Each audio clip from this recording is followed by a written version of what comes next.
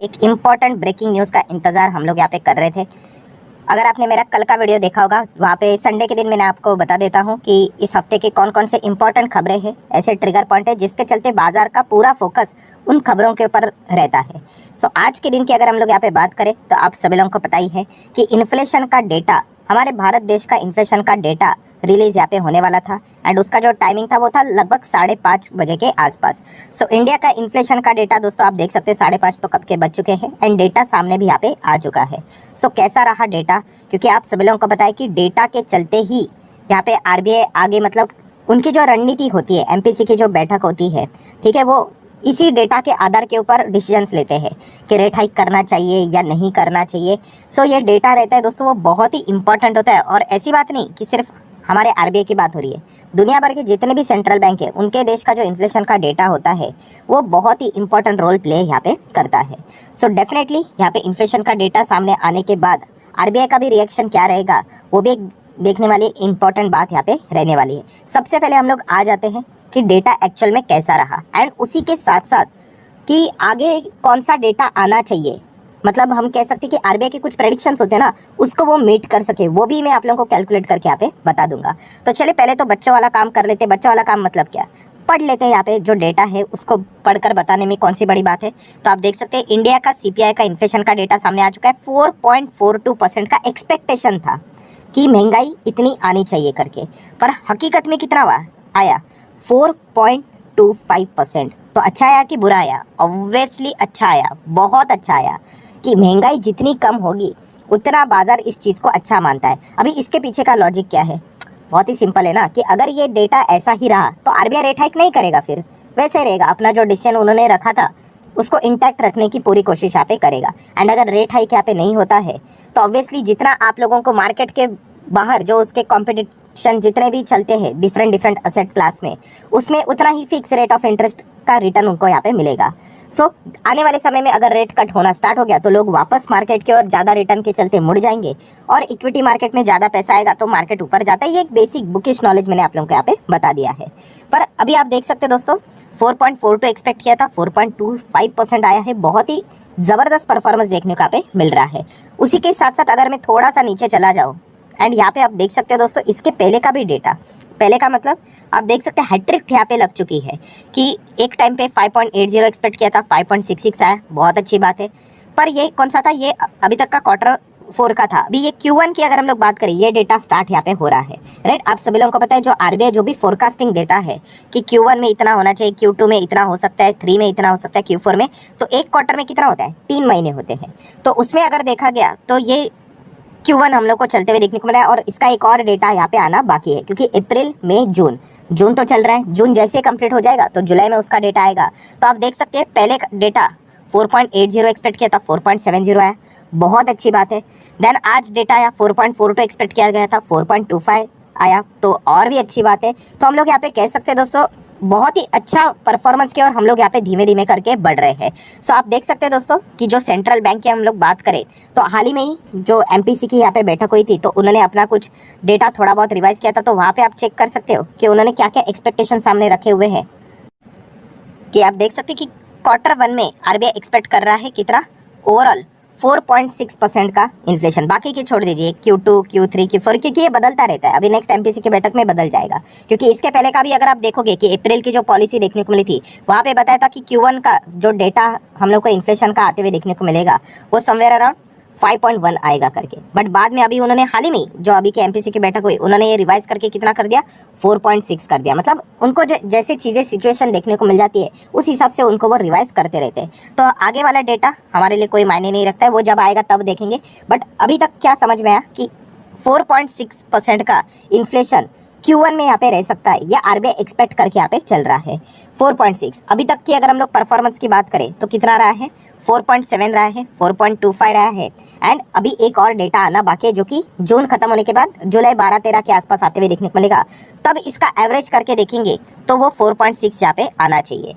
सो उस हिसाब से अगर हम लोग कैलकुलेशन करते हैं, कैलकुलेशन करेंगे मतलब एवरेज करना तो सिंपल है, 4.7 प्लस 4.25 प्लस एक्स करेंगे divide by 3 is equal to कितना आरबीआई एक्सपेक्ट करा था, 4.6 करा था। तो इस इक्वेशन को अगर आप सॉल्व करोगे सो आने वाला टाइम पे जून का जो डेटा है वो 4.85% तक भी अगर आ जाता है, 4.85, तो भी आरबीआई ने जो प्रेडिक्ट किया था उस हिसाब से हम लोग को इन्फ्लेशन का डेटा आते हुए देखने को मिलेगा। सो अगर नेक्स्ट यहाँ पे जो जून खत्म होने के बाद जुलाई में जब डेटा आएगा एंड अगर वहाँ पे 4.85% तक इन्फ्लेशन आते हुए देखने को यहाँ पे मिला, तो फिर समझ लेना दोस्तों आरबीआई ने जो पाथ यहाँ पे ड्रॉ करके रखा है अनुमान के हिसाब से वो बिल्कुल सही पाथ पे यहाँ पे चल रहे हैं। अगर 4.85 से ज़्यादा आया नेक्स्ट मीटिंग मतलब नेक्स्ट इसमें, तो हम लोग कह सकते हैं कि वापस ये थोड़ा सा 4.6 के ऊपर यहाँ पे जा सकता है। सो अभी तक की अगर हम लोग बात करें दोस्तों, अभी तक का डेटा बहुत ही उम्दा यहाँ पे चल रहा है। एंड जैसे कि नेक्स्ट इसमें हम लोग कह रहे हैं कि 4.85 अगर आया तो चीज़ों को बैलेंस यहाँ पे माना जाएगा। तो अभी तक देख सकते हैं 4.70 आया है, 4.25 आया है, तो 4.85 तक मतलब उसके परे जाने के चांसेस थोड़े बहुत कम ही नज़र यहाँ पे आ रहे हैं। बट स्टिल मार्केट है, अनसर्टेनिटी यहाँ पे चलती रहती है। तो अभी तक के कंक्लूजन की अगर हम लोग बात करें तो क्या कंक्लूजन है कि बहुत ही शानदार परफॉर्मेंस फिलहाल आरबीआई ने का मतलब जो इंडिया का सीपीआई का डेटा यहाँ पे रहा है वो अच्छा देखने को मिला। एंड इसके चलते आरबीआई हम लोग को जरूर खुश होते हुए देखने को यहाँ पे मिल जाएगा। देन दोस्तों हम लोग बात करेंगे तो आप सभी लोगों को पता है ये जो सीपीआई डेटा जो रहता है वो इंडेक्स रहता है, तो उसमें बहुत सारी चीज़ें देखने को मिल जाती है। उसमें आप देख सकते हैं consumer food price index CFPI की अगर हम लोग बात करें तो इसके पहले अप्रैल में कितना चल रहा था 3.84%, तो वो मई मंथ का डेटा रिलीज होकर कितना हो गया 2.91%। देन अगर देखा गया दोस्तों तो रूरल लेवल का जो इन्फ्लेशन है, ठीक है, वो भी आप देख सकते हैं समवेयर अराउंड 4.17% देखने को मिल रहा है। एंड अर्बन लेवल का इन्फ्लेशन की बात करें तो 4.27% हम लोग को देखने को यहाँ पे मिल रहा है। नो डाउट हम लोग यहाँ पे कह सकते हैं जो हमारा जो मेजर टारगेट है आरबीआई का वो 4% तक लाने का है। 2 से 4% के आसपास ये सारी चीज़ें वो बोलते हैं, और 6% के अंदर तो हम लोगों को ऑलरेडी हम लोग की एंट्री यहाँ पे हो चुकी है, ऐसा हम लोग यहाँ पे बोल सकते हैं। सो दोस्तों ओवरऑल बस मैं इतना ही कहना चाहूँगा कि ये डेटा को देखकर कि इंडियन मार्केट तो ऑब्वियसली हम कह सकते हैं कि खुश यहाँ पे होते हुए देखने को यहाँ पे मिल जाएगा। तो सर क्या कल के दिन बाजार में धमाका एक्सपेक्ट कर दे, क्या बड़ी तेजी एक्सपेक्ट कर दे? तो दोस्तों मैं बस इतना ही कहना चाहूँगा कि कोई भी चीज़ें हम लोग करने सोचने यहाँ पे जाते हैं तो उसमें इफ़ बट की कंडीशंस आ जाते हैं, क्योंकि मार्केट पूरा दुनिया से जुड़ा हुआ है। ऐसा नहीं कि सिर्फ इंडिया से ही रिलेटेड सारी चीज़ें यहाँ पे रिएक्शन के तौर पे देखने को मिल जाती है। हाँ, अगर समंदर शांत रहा, दुनिया भर के बाजार बिल्कुल शांत रहे, अगर खास करके अगर हम लोग बात करें अमेरिकन बाजार में अगर कोई नेगेटिविटी की बहुत बड़ी कोई हलचल नहीं हुई, तो फिर हम लोग कह सकते हैं कि शायद से इंडिया का जो बाजार है, हमारा जो बाजार है, वो कल इस न्यूज़ को थोड़ा बहुत तो वेलकम यहाँ पे कर सकता है, क्योंकि इन्फ्लेशन अभी तक का सबसे मेन मुद्दा यहाँ पे बना हुआ है। और अगर ये ऐसा ही 4% के अंदर यहाँ पे रहेगा, मतलब 4% के दायरे में रहेगा और 6% के अंदर देखने को मिल रहा है वो भी सेकेंड टाइम, तो ऑब्वियसली मार्केट इस चीज़ को देखकर तो खुश होगा ही होगा। इसमें कोई डिसअपॉइंटमेंट वाली तो कोई खबर तो नज़र यहाँ पे नहीं आ रही है। पर जैसे मैंने आपको कहा कि इसमें बट कौन सा है, यस, अमेरिकन बाजार कैसा चलता है, उसकी क्लोजिंग कैसे रहती है, वहाँ पे ट्रेडिंग कैसी चलती है, वो देखना एक इंपॉर्टेंट फैक्टर यहाँ पे ज़रूर होगा। क्योंकि इसके पहले हम लोगों ने देखा था कि हमारा डेटा बहुत शानदार रहा, बट अमेरिकन बाजार में हम लोग को अच्छी खासी गिरावट देखने को मिली थी। तो इस पॉइंट को हम लोग हमारा बाजार क्या कर पाया, एंजॉय नहीं कर पाया। तो इसीलिए ये सारे इफ बट वाले कंडीशंस होते हैं, मतलब वरना जिनको ये चीज़ें पता नहीं होती ना, वो क्या करेंगे कि मान लीजिए अमेरिकन बाजार अभी स्टार्ट भी नहीं हुआ है, गिर गया करके, तो वो कल चेक करेंगे, अरे सर आप तो बोल रहे थे इन्फ्लेशन का डेटा तो अच्छा है पर हमारा बाजार भी नीचे गया, तो दुनिया भर के भी बाजार देखो, वो भी तो देखने वाली बात होती है। ठीक है, तो ये कुछ पॉइंट्स होते हैं दोस्तों जिसको आप लोग निगलेक्ट नहीं कर सकते। अभी अमेरिकन बाजार के फ्यूचर की हालत देखिए, बहुत अच्छी तेज़ी पहले चल रही थी, फिर देखिए उतने ही रफ्तार से नीचे आया, फिर वापस, मतलब बहुत भयंकर वॉलेटिलिटी फ्यूचर में फिलहाल हम लोग यहाँ पे देख रहे हैं। सो ओवरऑल वीडियो को क्लोज करने से पहले कंक्लूजन एक ही देना चाहूँगा कि हमारा जो महंगाई का डेटा जो सामने आया है, सीपीआई का डेटा, उसको मैं पर्सनली कहना चाहूँगा, मैं तो बहुत बहुत बहुत बहुत ज़्यादा खुश हूँ। बहुत शानदार डेटा। अभी ये डेटा देखकर अगर कोई खुश नहीं होता है तो क्या बोले। ठीक है, 6 के नीचे भी है, 4 के रेंज में है, और जो फोरकास्ट किया था उससे भी नीचे है, तो और क्या चाहिए हम लोग को। तो बहुत ही कमाल का डेटा देखने को मिला है, ये एक कहानी हो गई। अगर अमेरिकन बाजार में कुछ अनाप शनाप अगर नहीं हुआ, नॉर्मल चीज़ें अगर चली, तो कल के दिन शायद से हमारा बाजार इस न्यूज़ को थोड़ा तो वेलकम यहाँ पे कर सकता है, क्योंकि रेट कट की ओर हम लोग को ये सारी चीज़ें देखने को मिल जाती है। अगर ऐसा ही डेटा चलता रहा तो रेट हाइक का कोई तो संबंध बनता ही नहीं है, आरबीआई के ओर का भी प्रेशर यहाँ पे हट जाएगा, एंड फिर धीमे धीमे करके रेट कट की भी हम लोग को कुछ उम्मीद की किरण देखने को मिल जाएंगी। ठीक है, तो ये कुछ संकेत मिल रहे हैं। देन अगर हम लोग बात करें तो मैंने आप लोगों को आगे का डेटा बताया कि ये 2 डेटा तो बहुत अच्छे रहे, मतलब हम कह सकते अप्रैल अच्छा रहा, मई अच्छा रहा, अभी जून कंप्लीट हो जाएगा तो उसका डेटा जुलाई में आएगा। वो कितना आना चाहिए, 4.85 ये मैक्सिमम है। इसको अगर पार किया तो आरबीआई का जो प्रेडिक्शन था 4.6 का, वो टूट जाएगा।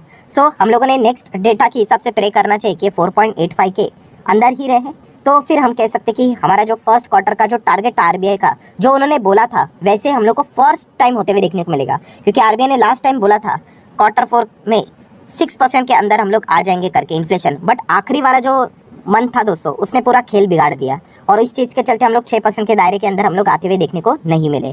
सो आरबीआई ने जो बोला है 4.6, वो होने के लिए नेक्स्ट जुलाई में, मतलब जून का डेटा कितना आना चाहिए, 4.85। कितनी बार रिपीट किया है देखिए, क्योंकि आपके दिमाग में ये चीज़ें सेट हो जानी चाहिए। सो ओवरऑल कंक्लूजन तो मैंने आप लोगों के सामने यहाँ पे रखा है, और जैसे मैंने कहा कि ये संकेत देते हैं कि आने वाले समय में रेट कट भी शायद से और अगर हो जाता है तो ऐसे चीज़ के चलते आप सभी लोगों को पता है रियल एस्टेट वाली जो कंपनियां होती है वो थोड़ी बहुत हम लोग को मुस्कुराते हुए भी देखने को यहाँ पे मिल जाती है, क्योंकि वहाँ पे लोन बहुत लेना पड़ता है। प्लस उसी के साथ साथ जो वहाँ पे उनके कस्टमर होते हैं वो भी खुद लोन लेकर आते हैं, एंड अगर रेट कट होना स्टार्ट हो गए तो लोन भी सस्ते यहाँ पे हो जाएंगे। तो इस चीज़ के चलते निफ्टी रियलिटी के ऊपर आप चाहो तो थोड़ा बहुत फोकस बना के रख सकते हो। सो आशा करता हूँ सारी जो चीज़ें थी, डेटा क्या था वो भी मैंने आप लोगों को बता दिया, एंड प्लस आगे कौन सा डेटा आना चाहिए उसका भी थोड़ा बहुत कैलकुलेशन करके मैंने आप लोगों को यहाँ पे बताया है।